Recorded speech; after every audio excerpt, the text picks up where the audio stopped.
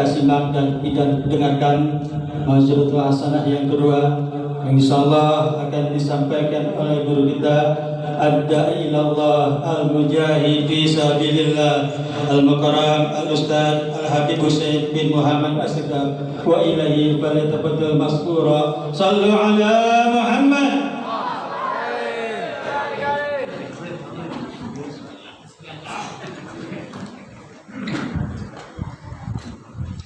Assalamualaikum warahmatullahi wabarakatuh. Waalaikumsalam warahmatullahi wabarakatuh. Alhamdulillah.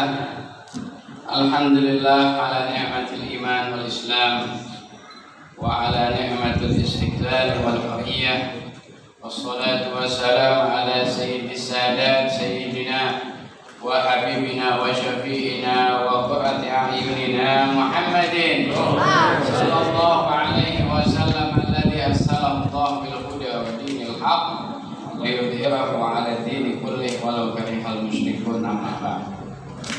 Hadirin dan hadirat yang dirahmati Allah Subhanahu wa taala, wabil khusus guru kita, orang tua kita, ustaz kita Al-Fadhil Al-Mukarram Al-Fajjal Yai Haji Ahmad Lutfi, mata'anallah likulli umbih wa nafa'anallah bikulumih, wa qadda'alana min amthali Yai Haji Mustafa, mata'anallah bikulli umbih wa nafa'ana binulumih wa qadda'alana min amthali. Dan juga asatidz yang lainnya yang saya tidak sebutkan namanya, kalau disebutin kelamaan nanti anak yatimnya lagi semua ya. Alhamdulillah, hari ini kita merayakan banyak perayaan. Pertama adalah Aidul Istiqlal, hari raya kemerdekaan Indonesia. Alhamdulillah. Kemudian yang kedua adalah Aidul Hijrah, perayaan hijrahnya Nabi kita Muhammad sallallahu alaihi wasallam. Dan yang ketiga adalah Idul Aitam, rayanya anak-anak yatim.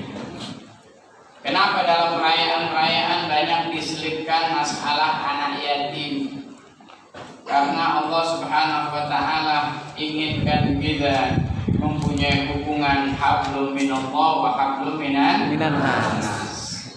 Jangan kita lupa kita dekatnya dengan Allah saja, tapi sama manusia kita jauh. Tidak boleh.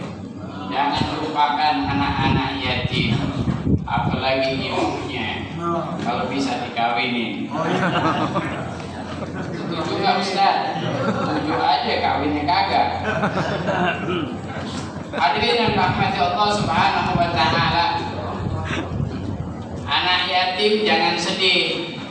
Kita ini umat yang tidak boleh sedih. Apalagi wali-wali Allah, inna awliya Allah la khaufun alaihim wa la hum enggak boleh sedih. Kita contoh kita Nabi kita Muhammad sallallahu alaihi wasallam. Nabi kita Muhammad sudah yatim wa huwa fi batni ummi. Yatim sejak di dalam perut ibunya. Perut ibunya sudah yatim. Kalau yatim mungkin yatim ada yang 2 tahun, 5 tahun, 10 tahun. Ini Nabi kita yatim masih dalam perut ibunya. Makanya Nabi itu hebatnya bukan main, supaya kita jangan terlalu sedih bahwa yang paling sedih adalah Nabi kita Muhammad sallallahu alaihi wasallam nasibnya. Tapi dia tidak sedih. Ya. Kemudian anak yatim ini memang kadang-kadang bandolnya bukan main. Kenapa? Dari tadi nggak bisa dia mainan botol. Karena bapaknya nggak ada. Makanya kita deketin, jangan kita jauhin. Makanya Allah pesan fa'amal yatima fala taqhar. Kenapa saya sampai dipesan? Karena kesian. Nggak ada yang gomelin dan begitu. Kalau anak kita dikit-dikit kita sentil. Kalau dia mana ada yang sentil. Makanya begitu dah tuh. Nah, makanya Allah bilang sabar-sabar dengan anak yatim. Ana wa kafirul yatim kahataini fil jannah. Aku dengan orang yang menyantuni anak yatim bagaikan 2 jari ini di surga. Adakah pemisah pemisahnya, tidak ada pemisahnya. Saking dekatnya kita dengan Nabi kita Muhammad Sallallahu Alaihi Wasallam. Kita doain anak-anak yatim kita jadi anak-anak yang soleh, Amin. dijaga oleh Allah Subhanahu Wa Taala, dan yang nyantuni insya Allah diberkahi Allah Subhanahu Wa Taala. Amin ya Rabbal. Yang kedua yaitu Idul Hijrah, hijrahnya Nabi kita Muhammad Sallallahu Alaihi Wasallam. Nabi kita hijrah bukan bawa duit. Nabi kita hijrah bukan bawa harta. Nabi kita hijrah bawa agama. Karena agama lebih mahal daripada harta. Agama ini perlu diselamatkan. Agama ini adalah rahmatnya Allah Subhanahu wa Ta'ala. Agama ini adalah nikmatnya Allah Subhanahu wa Ta'ala. Al-yawma akmaltu lakum dinakum wa atmamtu alaikum ni'mati wa raditu lakumul Islam madina. Kalau nggak ada agama mungkin kita lagi di atas pohon pakai daun, sempak daun. Mungkin kita lagi sembah batu, betul nggak? Mungkin kita lagi sembah kodok.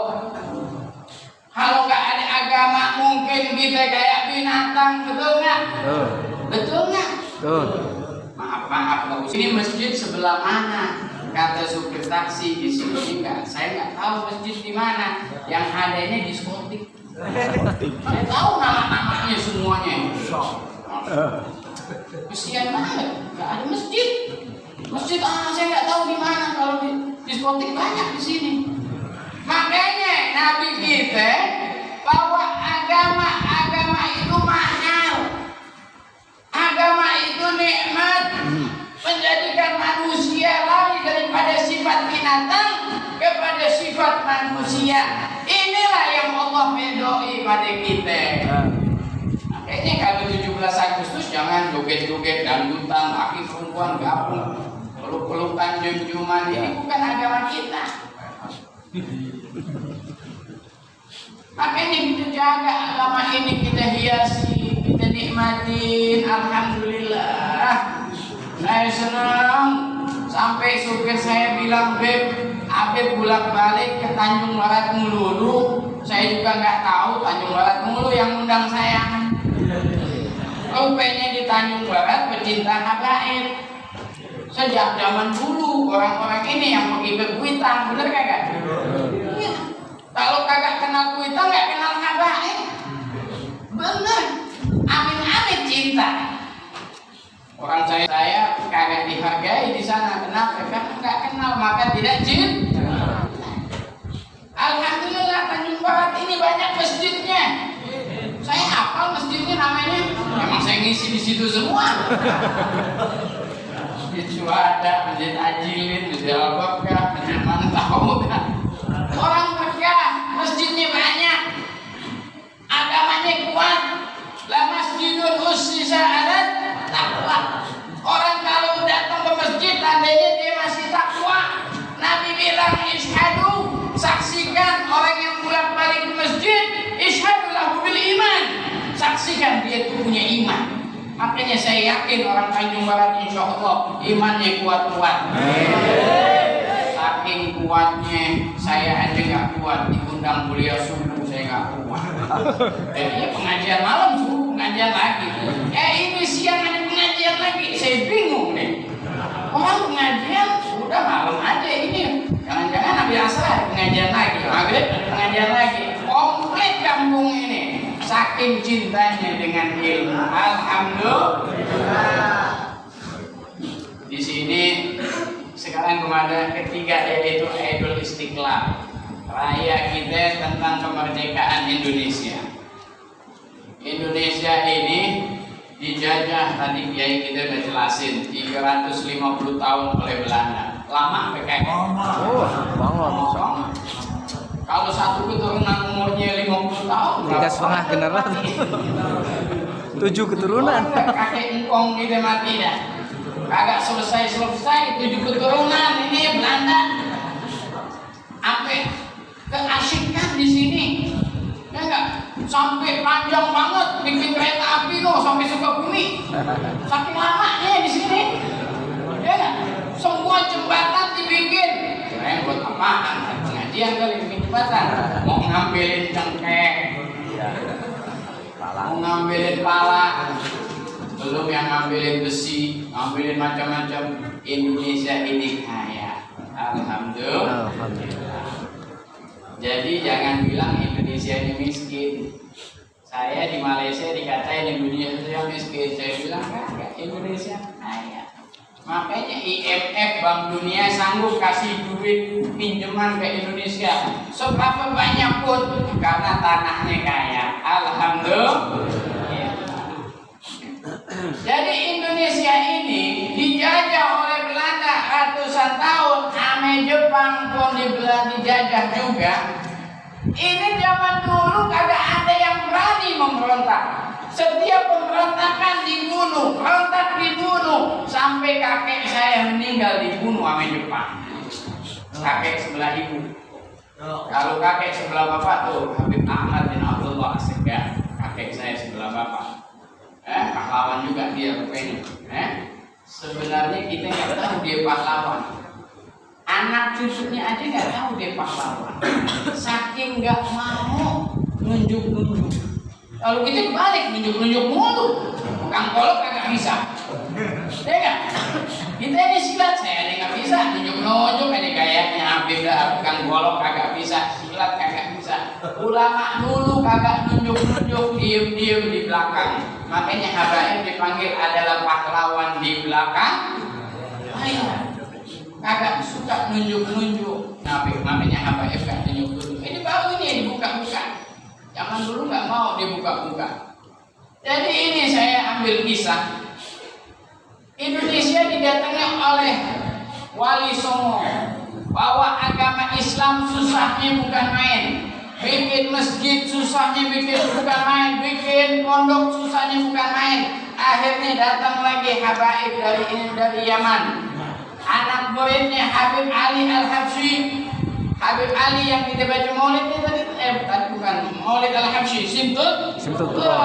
Punya murid banyak. Dia bilang pada muridnya, ente ke Indonesia, ngapain dakwah di sono? Apa itu? Habib Ali Al-Habsyi Kuita. Anak muridnya Habib Ali Al-Habsyi di Hadramaut. Habib Abdullah bin Muhsin Empang. Kenal kan? Empang siapa yang tahu? Habib Abu Bakar Gersik di Surabaya. Habib Abdul Ghani Balfaqih di Malang. Dan banyak lagi habaib-habaib. Semuanya ini didikan Habib Ali Al-Habsyi. Sampailah anaknya, kakek anaknya juga didikan Habib Ali Al-Habsyi. Dia pergi ke Indonesia. Engkau nih bilang apa ya, Mat? Lu jangan ke Indonesia. Dalam syairnya nih, Indonesia negara fisik, fasik, dan syirik. Pergi ke Indonesia, umur 20 tahun masih muda, pergi ke Indonesia. Naik kapal laut ke India dulu, habis itu ke Indonesia. Sampai di Indonesia semuanya dakwah. Dakwahnya hebat, gak kayak kita ceramah doang. Dakwahnya kemana-mana dikawin. Itu yang mahal itu. Makanya kakek aneh bininya dia banyak. Aneh ini adalah muka campuran Indonesia dan Hadramaut. Makanya hidung aneh mau dibilang mancung kagak, esek kagak. Ini nih sebab-sebab ini. Anak Nusantara kali ya. Dakwah sepanjang Indonesia dimulai dari Jakarta. Habib Ali Al-Habsyi tempat ngumpulnya habaib di situ. Semua habaib kumpul di situ. Dakwah kemana-mana. Sampai di Surabaya, di Bali dulu, habis di Bali di Surabaya. Di Surabaya dikawin di situ. Aneh bapak aneh, nenek aneh orang Surabaya.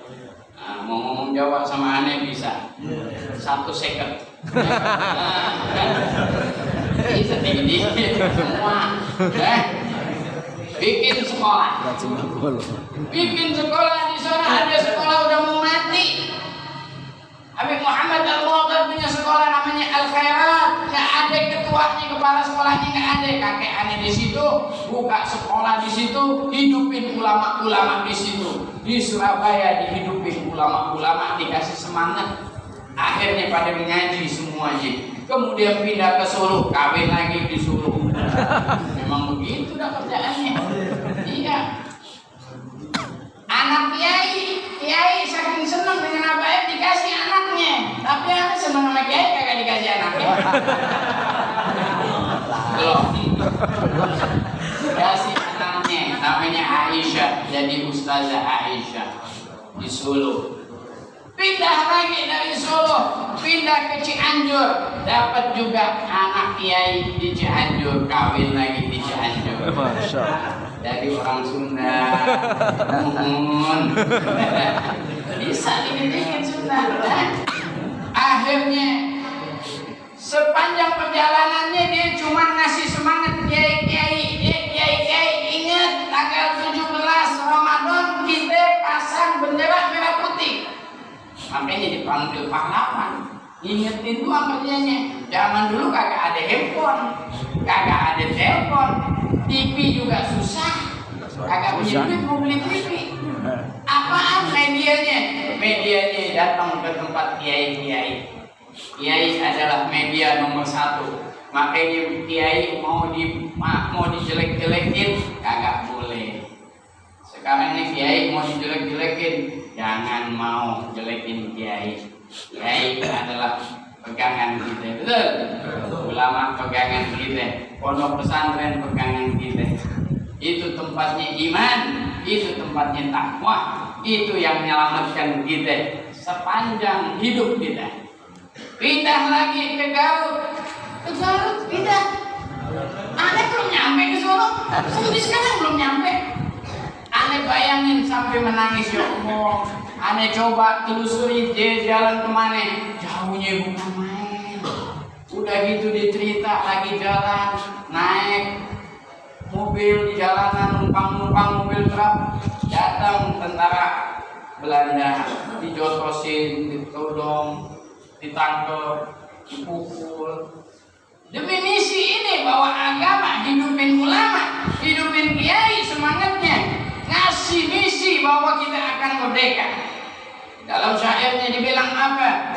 Wahai umat Islam, ayuhal umat Islam, bangun minan naumil mustajimi, daripada tidur yang sangat panjang 350 tahun kau tidur. Ngapain aja kau ulama-ulama? Dia hidupin dengan syair-syairnya. Akhirnya semangat kiai-kiai semuanya, pondok-pondok pesantren semangat. Tadinya cuma sedikit, gerilyawan cuma sedikit. Akhirnya masuklah kepada kiai-kiai, dan Belanda kewalahan, Jepang juga kewalahan. Alhamdulillah Indonesia tambah kuat. Sampai di Garut, aneh kirain dibikin masjid. Ini kakek aneh. Aneh kirain dikawin di sono. Bukan. Dia tulis buku. Bukunya namanya Fatat Garut, Gadis Garut. Enaknya bukan main katanya. Coba Gadis enak. Baca. Diceritain betapa cantiknya perempuan Garut, pemandangannya yang indah, gunungnya bagaikan surga, airnya bagaikan sungai di surga. Orang yang baca kagak paham, dia kagak ngerti misinya ini pahlawan. Akhirnya itu buku dibawa ke Hadramut, orang Hadramut membaca, nafsu semuanya. Dibilang cakep, cewek-cewek ini kayak bidadari surga, kagak ada di mana-mana kecuali di Garut. Pergi semuanya orang Hadramut ke Garut. Itu ceritanya. Menarik. Akhirnya Indonesia banyaklah habaib. Inti cari di bawah bantal ada Habib, inti cari di bawah pohon kelapa ada Habib. Gara-gara begini nih penulis yang mengajak ulama-ulama dan habaib ke Indonesia.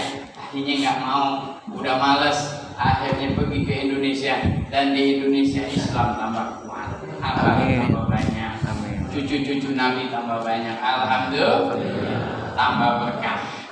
Pas udah tua dia pergi ke Kalibata, Habib Salim bin Toha Al-Haddad punya majlis taklim, nggak ada yang mengaji. Ini Habib juga malas juga tuh ngaji tuh. Didatengin Habib Salim bin Toha ngaji dekat kandang sapi. Ya Allah, kata Habib Ahmad, ngaji jangan dekat kandang sapi, ngaji yang bagus tempatnya. Makanya kalau bikin masjid ada AC-nya yang paling enak, makanannya yang bagus supaya pada ngaji semuanya. Udah dikasih makan, Habib nggak mau ngaji juga. Nggak apa-apa, kata Habib Ahmad. Habib Ahmad orang yang psikologi tinggi, dia ngambil ilmu psikologi di Solo. Dia suka membaca kitab psikologi. Nggak apa-apa, anak muda nggak mau datang sini. Anak panggil semuanya. Dipanggil dengan apa? Dipanggil dengan gambus. Dia main gambus dulu sebelum ngaji. Habib Ahmad gambus. Main gambus. Semua pada datang. Gambus. Wah, ada gambus. Habib Ahmad lukis. Ayo ente, aneh hibur ente semuanya melukis. Dia lukis foto perempuan yang paling cantik, dilukis. Pelukis dia. Masya Allah. Sejak itu pengajian penuh. Masya Allah, rupanya anak muda kagak lari dengan senang dengan hiburan hadroh, dengan hiburan foto-foto perempuan dilukisin. Setelah itu aneh hibur ente 1 jam, aneh minta waktu ente 5 menit. Ayo kita ngaji 5 menit. Itulah psikologinya Habib Ahmad. Setelah itu Habib Ahmad mengajar di Jamiatul Khair di Tanah Abang. Di Tanah Abang didatengin sama Belanda. Belanda kata, ini apa-apaan ini bikin sekolah? Mana kepala sekolahnya? Habib Ahmad datang, ada apa? Ini nggak boleh bikin sekolah. Indonesia nggak boleh ada sekolah. Nggak boleh ada yang ngaji. Kata Habib Ahmad, ini sekolah bukan buat orang Indonesia. Ini sekolah buat orang Hadramaut, orang Yaman. Kami bukan orang Indonesia, kami orang Yaman. Oh, boleh. Kenapa? Dibikin pintu belakang Jamiat Khair buat kiai-kiai masuk. Kiai Abdullah bin Nuh masuk. Kiai Jakarta masuk belajar ilmu agama dengan dia. Belanda nggak tahu. Yang hidungnya mancung-mancung lewat pintu depan, kata dia. Desain bahwa Indonesia belum merdeka. Indonesia merdeka di Indonesia, di luar negeri belum merdeka. Akhirnya pergilah mereka lari ke tempat negara yang Islamnya kuat, ke Mesir. Kebetulan di Mesir sana bapak saya ada di Mesir. Bapak saya penyiar radio Indonesia. Dia menerjemahkan omongannya Soekarno kepada Raja Mesir, dan akhirnya Mesir menyetujui mendukung Indonesia untuk merdeka. Disambut dengan Saudi, disambut dengan Palestina. Jadi kita hutang budi sama mereka. Palestina dibunuhin, kita hutang budi. Jangan bilang biar dia mati, nggak boleh. Dialah yang memerdekakan kita juga. Tapi kemerdekaan ini perlu dijaga. Dijaga dengan apa? Idza jaa nasrullahi wal fath wa ra'aitan nasa yadkhuluna fi dinillahi afwaja fasabbih, banyakin ingat Allah. Insyaallah Allah jaga kita semuanya. Allah jadikan negara kita baldatun thayyibatun wa rabbun ghafur. Allahumma anfa'na bima 'allamtana wa 'allimna ma yanfa'una warzuqna 'uluman nafi'ah. Allahumma ya muhawwilal ahwal hawwil halana ila ahsanil hal. Allahumma ya muqallibal qulub tsabbit qulubana ala dinik wa ta'atik. Wa sallallahu ala sayyidina Muhammadin wa ala alihi wa sahbihi wa sallam. Walhamdulillahi rabbil alamin. Wassalamualaikum warahmatullahi wabarakatuh.